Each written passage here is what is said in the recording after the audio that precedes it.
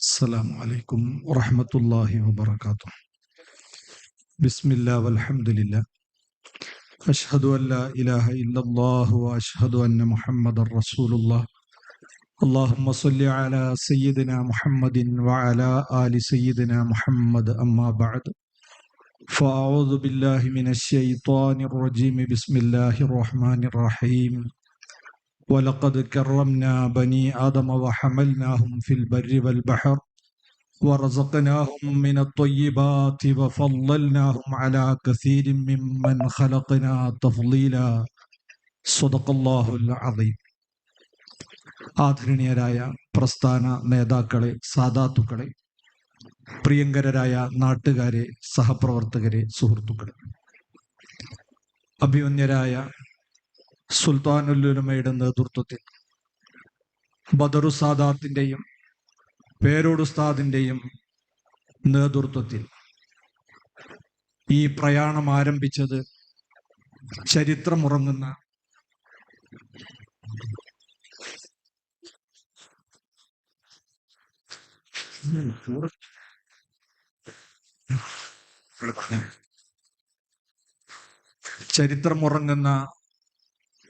ഈ കാസർകോട്ട് നിന്നാണ് ആരംഭിച്ചിരിക്കുന്നത്. സപ്തഭാഷ സംഗമഭൂമിയായ കേരളത്തിലെ ഏറ്റവും കൂടുതൽ നദികൾ ഒഴുകുന്ന മാലിക് ഇബ്നു ദീനാർ റളിയല്ലാഹു അൻഹുവിന്റെയും സംഘത്തിന്റെയും പാദമുദ്ര കൊണ്ട് അനുഗ്രഹീതമായ മഹത്തായ ഒരു മണ്ണിലാണ് നമ്മൾ ഈ പ്രയാണം ആരംഭിച്ചിരിക്കുന്നത്. മനുഷ്യർക്കൊപ്പം എന്ന അതിമഹത്തായ പ്രമേയത്തെ സംബന്ധിച്ച് നമ്മൾ ആലോചിക്കുമ്പോൾ മനുഷ്യൻ എന്ന് പറയുന്നത് ഈ ഭൂമി ലോകത്തെ ഏറ്റവും ഉത്കൃഷ്ടരായ ഒരു വിഭാഗമാണ്. കെമിസ്ട്രി പറയുന്ന വെറും ദ്രവ്യമല്ല മനുഷ്യൻ. ബയോളജി മുന്നോട്ട് വെക്കുന്ന വെറും ജീവിയുമല്ല. ശരീരവും ആത്മാവും ചേർന്ന വിശേഷ ബുദ്ധിയുള്ള പ്രത്യേക ലക്ഷ്യത്തിനു വേണ്ടി സൃഷ്ടിക്കപ്പെട്ട ഒരു വിഭാഗമാണ് മനുഷ്യർ. അതുകൊണ്ട് തന്നെ അല്ലാഹു സുബ്ഹാനഹു വ തആല ഏറെ ബഹുമാനം കൽപ്പിച്ച ഒരു വിഭാഗമാണ് മാനവ സമൂഹം. വലഖദ് കറംനാ ബനി ആദം, മനുഷ്യരെ നാം ആദരിച്ചിരിക്കുന്നു. ആ ആദരവ് മനുഷ്യർക്ക് പല രീതിയിലുമുണ്ട്. അതിന്റെ ഒരു ഭാഗമാണ് വഹമൽനാഹും ഫിൽ ബർരി വൽ ബഹർ, കടലിലും കരയിലും നമ്മൾ അവനെ യാത്ര ചെയ്യിപ്പിക്കുകയാണ്. അതൊരു യന്ത്രങ്ങൾ ഉണ്ടാക്കി ഉപയോഗിക്കുകയും അതുവഴി ജീവിതത്തിൽ വമ്പിച്ച പുരോഗതികൾ കൈവരിക്കുകയും ചെയ്തവരാണ് മനുഷ്യർ. ഇങ്ങനെയെല്ലാം സവിശേഷതയുള്ള മനുഷ്യർ ഏറ്റവും വലിയ സാമൂഹ്യ ജീവി കൂടിയാണ്. അതുകൊണ്ട് തന്നെ മനുഷ്യർക്ക് അവരെ പ്രത്യേകമായ ഒരു ലക്ഷ്യത്തിന് വേണ്ടിയാണ് അവരെ പടക്കപ്പെട്ടിട്ടുള്ളത്. വെറുതെയല്ല ഒരു മനുഷ്യനെ അള്ളാഹു ഭൂമിയിലേക്ക് സൃഷ്ടിച്ചയച്ചത്. വിശുദ്ധ ഖുർആൻ പറയുന്നുണ്ട്, വൈദ് ഖാല റബ്ബുക ലിൽ മലായികത്തി ഇന്നി ജാഇലുൻ ഫിൽ അർളി ഖലീഫ. മാലാഖമാരോട് മനുഷ്യ സൃഷ്ടിപ്പിന്റെ ലക്ഷ്യത്തെക്കുറിച്ച് അള്ളാഹു പറഞ്ഞിട്ടുണ്ട്. മനുഷ്യരെ ഭൂമിയിലേക്ക് നിയോഗിക്കുന്നത് അള്ളാഹുവിന്റെ പ്രതിനിധികളായാണ്. അള്ളാഹുവിന്റെ പ്രവിശാലമായ ഈ പ്രപഞ്ചത്തിൽ, ഭൂമി എന്ന് പറയുന്ന ഗോളത്തിൽ അള്ളാഹുവിന്റെ ആസ്തിക്യത്തെ ഉദ്ഘോഷിക്കുവാനും അവന്റെ നിയമങ്ങൾ അനുസരിച്ച് ജീവിക്കുവാനും കടപ്പെട്ടവനാണ് മനുഷ്യൻ. അതാണ് ഭൂമിയിലേക്ക് മനുഷ്യരെ നിയോഗിച്ചതിന്റെ പ്രധാനപ്പെട്ട ലക്ഷ്യം. അതുകൊണ്ട് തന്നെ സ്രഷ്ടാവിന്റെ സാന്നിധ്യത്തെക്കുറിച്ചറിയുകയും അത് വിളിച്ചു പറയുകയും ചെയ്യുക എന്നത് മനുഷ്യരുടെ ഏറ്റവും പ്രധാനപ്പെട്ട ഒരു ദൗത്യമാണ്. അതൊരു തിരിച്ചറിവ് കൂടിയാണ്. കാരണം ഈ അതിമഹത്തായ ഭൂമി എന്ന് പറയുന്ന നാം അധിവസിക്കുന്ന ഈ ഗോളവും ഈ പ്രപഞ്ചം മുഴുവനും അത് വെറുതെ ഉണ്ടായതാണ് നമുക്ക് പറയാൻ കഴിയില്ല. ഇവിടെ നമ്മൾ നിരീക്ഷിക്കുകയാണെങ്കിൽ തികഞ്ഞ ആസൂത്രണത്തോടെയാണ് ഈ പ്രപഞ്ചത്തെ സൃഷ്ടിക്കപ്പെട്ടതായി നമ്മൾ കാണുന്നത്. അതുപോലെ ആസൂത്രിതമായി തന്നെയാണ് ഇത് നിയന്ത്രിക്കപ്പെട്ടുകൊണ്ടിരിക്കുന്നതും. ആസൂത്രിതമായി നിർമ്മിക്കുകയും നിയന്ത്രിക്കപ്പെടുകയും ചെയ്തതിന്റെ പിന്നിൽ ഒരു സൂത്രധാരനുണ്ട് എന്ന യാഥാർത്ഥ്യം നമ്മൾക്ക് തിരിച്ചറിയേണ്ടതുണ്ട്. ദാലികുമുല്ലാഹു റബ്ബുക്കും ലാ ഇലാഹ ഇല്ലാ ഹുവ ഖാലിഖു കുല്ലി ഷൈഇൻ ഫഅ്ബുദൂ. അവനാണ് നിങ്ങളുടെ റബ്ബ്. അവനല്ലാതെ നിങ്ങൾക്ക് ഒരാരാധ്യനില്ല. കാരണം അവനാണ് സർവചരാചരങ്ങളുടെയും സ്രഷ്ടാവ്. അതുകൊണ്ട് തന്നെ ഈ പ്രപഞ്ചത്തെ സൃഷ്ടിച്ചവനാരോ അവന്റെ മുമ്പിലാണ് മനുഷ്യർ അവന്റെ പരമമായ അങ്ങേയറ്റത്തെ ആദരവും ബഹുമാനവുമാകുന്ന ആരാധന പ്രകടിപ്പിക്കേണ്ടത്. സൃഷ്ടിജാലങ്ങൾ ഒരിക്കലും അങ്ങേയറ്റത്തെ ബഹുമാനത്തിന് അർഹരല്ല. അവരൊക്കെ സൃഷ്ടികളാണ്. അവരില്ലാത്തൊരു കാലമുണ്ടായിരുന്നു. അവരെയും ഇവിടെ പടക്കപ്പെട്ടതാണ്. അതുകൊണ്ട് സ്രഷ്ടാവിനെ പരമമായി ആദരിക്കുകയും ബഹുമാനിക്കുകയും ആരാധിക്കുകയും ചെയ്യുക എന്ന മനുഷ്യന്റെ ദൗത്യത്തെക്കുറിച്ചാണ് ഇസ്ലാം ആദ്യമായവനോട് പറയുന്നത്. അതേ സമയത്ത് ഈ ഭൂമിയെയും ഭൂമിയിലുള്ള സർവ്വ ജീവജാലങ്ങളെയും മനുഷ്യർക്ക് വേണ്ടിയാണ് പടക്കപ്പെട്ടത്. ഖലഖലകും മാ ഫിൽ അർളി ജമീഅ. ഭൂമിയിലുള്ളതെല്ലാം മനുഷ്യരെ നിങ്ങൾക്ക് വേണ്ടി സൃഷ്ടിച്ചിട്ടുള്ളതാണ്. വൽ അർള വളഅഹാ ലിൽഅനാം. ഈ ഭൂമി മനുഷ്യർക്ക് വേണ്ടി സംവിധാനിച്ചിട്ടുള്ളതാണ്. അതുകൊണ്ട് തന്നെ മനുഷ്യേതര ജീവജാലങ്ങളെയൊക്കെ അള്ളാഹു സൃഷ്ടിച്ചത് നമുക്ക് വേണ്ടിയാണെങ്കിൽ നമ്മെ അള്ളാഹു പടച്ചിരിക്കുന്നത് അത് അള്ളാഹുവിന് വേണ്ടിയാണ്. അഥവാ വമാ ഖലഖതുൽ ജിന്ന വൽ ഇൻസ ഇല്ലാ ലിയഅ്ബുദൂൻ. സ്രഷ്ടാവായ അള്ളാഹുവിനെ ആരാധിക്കുക, അവന്റെ നിയമങ്ങളനുസരിച്ച് അച്ചടക്കത്തോടെ ജീവിക്കുക എന്നതാണ് മനുഷ്യനെ ഭൂമിയിൽ ഏൽപ്പിക്കപ്പെട്ടിട്ടുള്ളത്. അതേസമയം ഭൂമിയിലുള്ള സർവ്വ ജീവജാലങ്ങളും മനുഷ്യരുടെ കൂടി നിലനിൽപ്പിന് ആവശ്യമുള്ള കാരണത്താൽ അതിനെല്ലാം ഇവിടെ നിലനിർത്തി കൊണ്ടുപോകുക എന്നതും മനുഷ്യന്റെ കടമയാണ്. വമാ മിൻ ദാബ്ബത്തിൻ ഫിൽ അർളി വലാ ത്വാഇരിൻ യതീറു ബിജനാഹിഹി ഇല്ലാ ഉമമുൻ അംസാലുക്കും. പ്രവാചകന്മാരെ നിയോഗിക്കുകയും എന്നിട്ട് ഫമൻ ശാഅ ഫല്യുമിൻ വമൻ ശാഅ ഫല്യക്ഫുർ. താല്പര്യമുള്ളവർ ഈമാൻ ഉൾക്കൊള്ളട്ടെ, താല്പര്യമില്ലാത്തവർക്ക് നിരാകരിക്കാം. പക്ഷേ നിരാകരിക്കുന്നതിനെ അള്ളാഹു ഇഷ്ടപ്പെടുന്നില്ല. അള്ളാഹു ഇഷ്ടപ്പെടുന്നത് അള്ളാഹുവിന്റെ ആസ്തിക്യത്തെ അറിഞ്ഞ് അവനെ വഴങ്ങി ജീവിക്കുന്നവരെയാണ്. പക്ഷേ എല്ലാവരും ഇതിലേക്ക് തന്നെ വരണമെന്ന് അള്ളാഹു നിർബന്ധിക്കുകയോ നമ്മളോട് അങ്ങനെ ഒരു ദൗത്യം ഏൽപ്പിക്കുകയോ ചെയ്തിട്ടില്ല. ഈ വൈവിധ്യങ്ങളെ നിലനിർത്തിക്കൊണ്ട് തന്നെയാണ് മനുഷ്യരെ നമ്മൾ ഒപ്പം ചേർത്ത് മുന്നോട്ട് പോകേണ്ടത്. നമുക്കറിയാം, ഈ വൈവിധ്യത്തിലാണ് അള്ളാഹുവിന്റെ പരീക്ഷണവും പരീക്ഷയുമൊക്കെ ഇവിടെ നടക്കുക.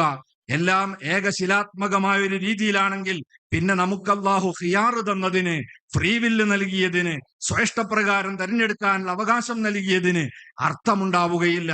അതുകൊണ്ട് തന്നെ ഈ ഇഹലോകത്തിന്റെ പുരോഗതി ഈ വൈവിധ്യങ്ങളിലാണ്. ഇവിടെ നമുക്കറിയാം, ഒരു വേള പെരുന്നാൾ കടന്നു വരുന്നു, നല്ല കച്ചവടം നടക്കുകയാണ്. അത് കഴിയുമ്പോഴേക്ക് ഓണം വരുന്നു, ക്രിസ്മസ് വരുന്നു. ഈ വൈവിധ്യങ്ങളില്ലെങ്കിൽ ഇവിടെ കച്ചവടം പുരോഗതിക്കുകയില്ല, ഇവിടെ മറ്റുള്ള ഭൗതികമായ വികസനം ഉണ്ടാവുകയില്ല. എല്ലാവരും ഒരേ ആശയക്കാർ, ഒരേ താല്പര്യക്കാർ, ഒരേ സംസ്കാരക്കാരാണെങ്കിൽ അന്ന് ഈ ലോകം മുരടിച്ചു പോകും. അതുകൊണ്ട് തന്നെയാണ് മുഹമ്മദ് നബി സല്ലല്ലാഹു അലൈഹി വസല്ലം മദീനയിലേക്ക് കടന്നു വന്ന് ഇസ്ലാമിക ഭരണ സംവിധാനം സ്ഥാപിച്ചപ്പോൾ ദസ്തൂറെ മദീന എന്ന പേരിൽ മദീന ചാപ്റ്റർ എന്ന് പറയുന്ന ഒരു ബഹുസ്വര സമൂഹത്തെ എങ്ങനെയാണ് മുന്നോട്ട് നയിക്കേണ്ടതെന്നതിന് ഉദാത്തമായ ഒരു മാതൃകയായി ലിഖിത രൂപത്തിൽ അവിടുന്ന് തയ്യാറാക്കിയ 52 ഖണ്ഡികകളുള്ള അതിമഹത്തായ ഒരു വ്യവസ്ഥിതിയുണ്ട്.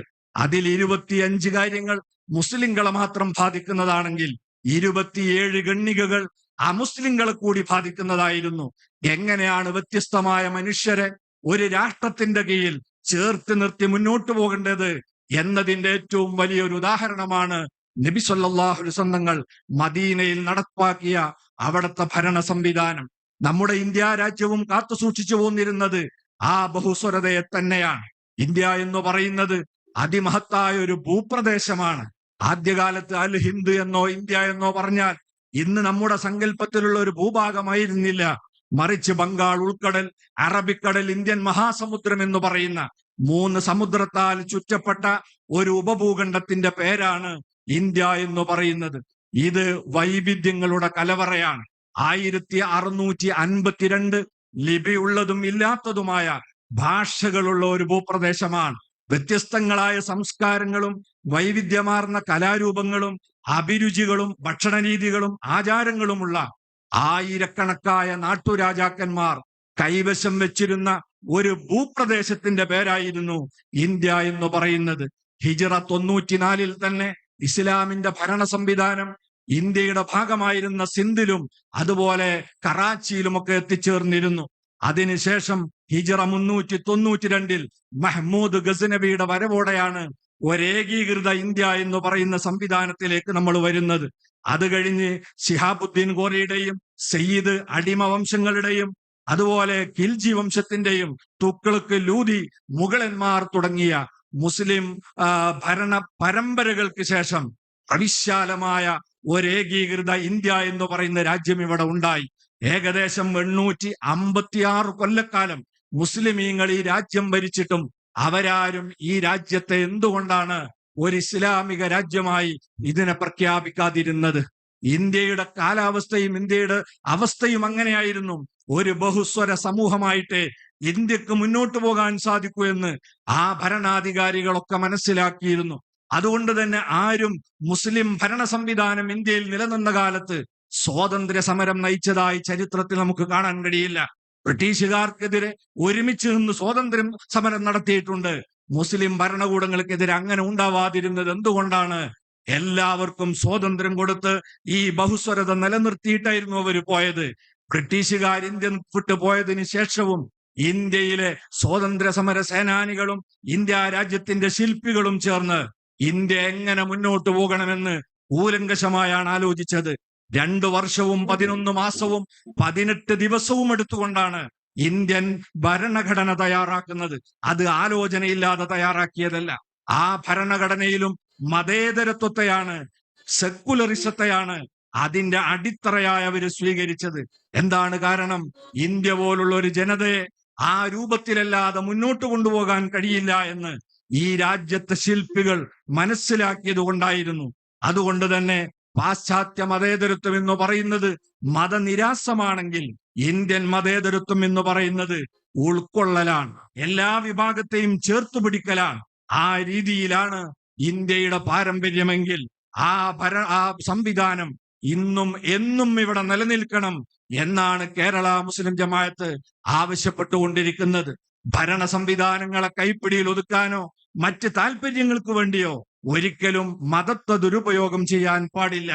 അതേപോലെ തന്നെ മതചിഹ്നങ്ങളാകുന്ന പള്ളികളും അമ്പലങ്ങളും ക്ഷേത്രങ്ങളും ഒന്നും ഒരിക്കലും രാഷ്ട്രീയ നേട്ടത്തിന് വേണ്ടി ദുരുപയോഗം ചെയ്യരുത്.